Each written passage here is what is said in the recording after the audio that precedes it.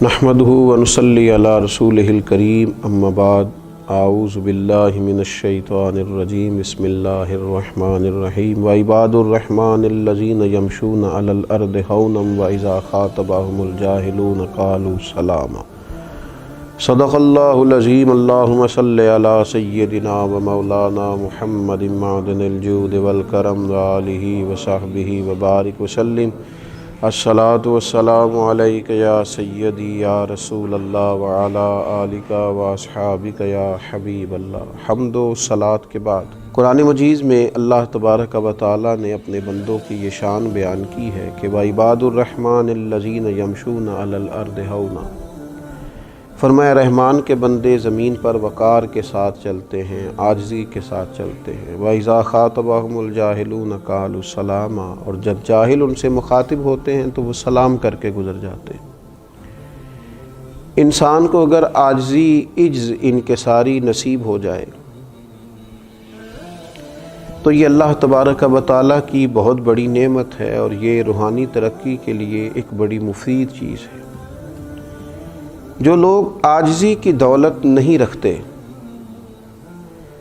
وہ اس بیمار کی طرح ہو جاتے ہیں جو بیمار بھی ہے اور اسے اپنی بیماری کا احساس بھی نہیں ہے۔ آہستہ آہستہ اپنی نیکیوں پر فخر کر کر کے، اپنی نیکیوں کو بڑا جان جان کے وہ معاذ اللہ اپنی بہت ساری خیر کی چیزوں کو بھی ضائع کر بیٹھتے ہیں۔ مزاج کی عاجزی، تھوڑا سا اپنے آپ کو زمین پہ رکھنا، یہ انسان کو روحانی طور پر مضبوط کرتا ہے۔ خود بخود ہی اپنی کوئی فضیلت طے کر لینا کہ میں چونکہ بڑا ہوں، میں چونکہ دانا ہوں، پھر میں استاذ ہوں، پھر میں چونکہ حافظ ہوں، میں چونکہ قاری ہوں، میں چونکہ دینی وزاداری رکھتا ہوں، میں چونکہ سخاوت کا مزاج رکھتا ہوں، میں چونکہ فلاں فلاں فلاں خیر کے کاموں کے بہت سارے میں اپنے لیے نسبتیں رکھتا ہوں، تو یہ چیزیں آہستہ آہستہ کر کے انسان کو عاجزی سے نکالتی ہیں۔ لازمی نتیجہ یہ نکلتا ہے کہ انسان کہیں نہ کہیں کسی نہ کسی مقام پر کسی تکبر کا شکار ہو جاتا ہے، اور تکبر، خود پسندی، یہ تو روحانی طور پر اس قدر زیادہ انسان کو کمزور کرتی ہے کہ آہستہ آہستہ صوفیاء فرماتے ہیں وہ عبادت کی لذت سے بھی چلا جاتا ہے۔ بہت سارے لوگ ایسے تھے دنیا میں، صرف عاجزی نہیں تھی ان کے پاس، نعمتیں بھی تھیں، فضیلتیں بھی تھیں، عظمتیں بھی تھیں، عقل مندیاں بھی، صرف عاجزی نہیں تھی، روحانی طور پر کچھ حاصل نہیں کر سکے، کچھ نہیں پا سکے۔ جب تک مقام عاجزی والا نصیب نہیں ہوتا، انسان کسی اور کو بھی تھوڑا سا افضل نہیں سمجھتا، اللہ کے بندوں کی عظمتوں کا قائل نہیں ہوتا۔ ہم دیکھتے ہیں بڑے لوگ جب بات کرتے ہیں تو محسوس ہوتا ہے کہ شاید بھئی ان سے زیادہ دانا ہی کوئی نہیں، سمجھدار ہی کوئی نہیں۔ اوہو کیا بات ہے، ان کے بات کرنے سے تو محسوس ہوتا ہے ان کے آگے پیچھے دائیں بائیں کبھی کوئی شخص انہیں ایسا ملا ہی نہیں جو ان سے عمدہ تو کیا ان کے برابر بھی ہو سکے۔ یہ بہت بڑی روحانی کمزوری ہے کہ انسان کے اندر عاجزی نہ ہو۔ عاجزی کا نہ ہونا روحانی مرض ہے۔ اپنے آپ کو اللہ کے بندوں کے مقابلے میں، اپنے بزرگوں کے مقابلے میں، نیک لوگوں کے مقابلے میں، سخیوں کے مقابلے میں تھوڑا سا غور کیا جائے کہ کبھی کبھی اپنی خامیاں بھی دیکھی جائیں۔ حضرت مجدد الفسانی رحمۃ اللہ علیہ فرماتے ہیں بڑا خوش نصیب آدمی ہے جسے اپنی کمزوریاں نظر آتی، جسے اپنی غلطیاں دکھائی دیتی ہیں، خوش بخت ہے۔ اللہ کے پیارے رسول صلی اللہ تعالیٰ علیہ وسلم نے ارشاد فرمایا جو اللہ تبارک و تعالیٰ کی رضا کے لیے عاجزی کرتا ہے نا، اللہ تعالیٰ اسے بلندی عطا کر دیتا ہے۔ اللہ تبارک و تعالیٰ اسے عروج دیتا ہے جو رب کی رضا کے لیے جھک جائے۔ جو جھک جائے اسے ہی تو اللہ تعالیٰ عزتیں عطا کرتا ہے۔ آپ دیکھیے نبی اکرم صلی اللہ علیہ وسلم کی خدمت عالی مرتبت میں ایک شخص آیا تو صحابہ کرام چونکہ حضور کا بہت احترام کرتے تھے، وہ تو یوں بیٹھتے تھے کہ جیسے ان کے سروں پر پرندے بیٹھے ہیں، وہ تو سانس بھی احتیاط سے لیتے تھے۔ تو وہ شخص ملنے آیا، غریب آدمی تھا، تو نبی پاک صلی اللہ تعالیٰ علیہ وسلم کی بارگاہ میں صحابہ کا اس نے ایک تو ادب دیکھا، اور دوسری بات یہ تھی کہ عرب کے سردار چونکہ مزاجوں کے بڑے سخت ہوتے تھے اور ان کے لہجوں کے اندر بڑی تلخی ہوتی تھی، اس نے وہ ساری چیزیں دیکھی تو وہ نا حضور علیہ السلام کی بارگاہ میں کھڑا ہے تو کانپنے لگا۔ نبی کریم علیہ السلام نے تسلی دی، فرمایا کیوں کانپتے ہو؟ عرض کی یا رسول اللہ صلی اللہ تعالی وسلم میں مدینے کی حکومت کے سربراہ کے پاس آیا، ڈر لگتا ہے کوئی ایسی بات نہ ہو جائے کہ آپ ناراض ہو جائیں۔ حضرت انس بن مالک فرماتے ہیں حضور علیہ السلام نے پھر جو اس سے کہا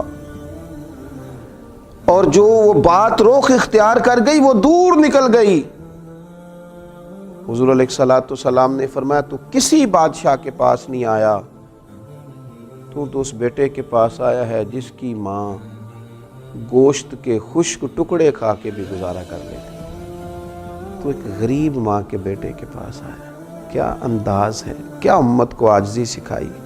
یہاں تو میرے عزیز گاؤں سے آ کر پڑھنے والے بھول گئے کہ کس کی ماں نے کتنا زیور بیچا تھا، لوگ بھول جاتے۔ حضور نے عاجزی سکھائی۔ ٹھیک ہے اللہ تبارک و تعالیٰ نے کسی کو آفیسر بنایا ہے، کسی کو اس کے ماتحت بنایا ہے، کسی کو مالدار بنایا ہے، کسی کو اس کا سوالی بنایا ہے، کسی کو عالم بنایا ہے، کسی کو اس کا شاگرد بنایا ہے۔ کچھ شیوخ ہیں، کچھ سالکین طریقت ہیں، لیکن یہ کوئی کسی مقام پر یہ بات نہ سمجھ لے کہ جناب فلاں آدمی مجھ سے حقیر ہے، یہ کمتر ہے، یہ تباہ کر دے گا بندے کو روحانی طور۔ خدا کے بندوں کو کمتر سمجھنا،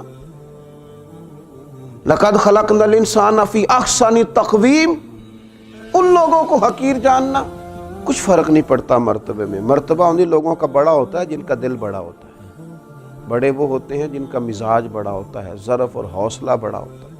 حضرت عمر بن عبدالعزیز رحمۃ اللہ علیہ بادشاہ تھے وقت کے، تو آپ کو ایک غلام اور خادم دیا گیا تھا جو رات کو آپ کی خدمت میں حاضر ہوتا تھا، اور ساری رات آپ کی خدمت میں رہتا تھا۔ تو حضرت عمر بن عبدالعزیز رحمۃ اللہ علیہ کے پاس وہ بیٹھا ہوا تھا، رات کو کوئی کام سرکاری چل رہا تھا، تو وہ خادم آپ کا سو گیا۔ تو جناب عمر بن عبدالعزیز رحمۃ اللہ علیہ جو چراغ قریب جل رہا تھا وہ چراغ آہستہ آہستہ گل ہو گیا، بجھ گیا۔ تو حضرت عمر بن عبدالعزیز خود اٹھے، خادم کو نہیں جگایا، اٹھ کے جا کے وہ چراغ ٹھیک کیا، واپس آئے تو ایک شخص پاس بیٹھا تھا، کہنے لگا حضور اس کو جگائیے، یہ غلام کس لیے؟ بہت مشکل ہے، لوگ کہتے ہیں فلانے کو رکھا کیوں ہے، آخر پر وہ کس لیے ہے اگر آپ نہیں کرنا ہے تو۔ حضرت عمر بن عبدالعزیز رحمۃ اللہ علیہ سے کہا جناب یہ غلام کس لیے؟ کیا اللہ نے اپنے بندوں کو شان دی ہے، اللہ کے بندوں کی باتیں اللہ کے لشکروں میں سے لشکر ہے۔ حضرت عمر بن عبدالعزیز فرمانے لگے او بھائی کیا ہو گیا تمہیں؟ میں جب اٹھ کے گیا تھا پھر بھی عمر بن عبدالعزیز ہی تھا، اور جب چراغ ٹھیک کر کے لوٹ آیا ہوں تو پھر بھی عمر بن عبدالعزیز ہی ہوں، میری شان میں کوئی فرق نہیں پڑا۔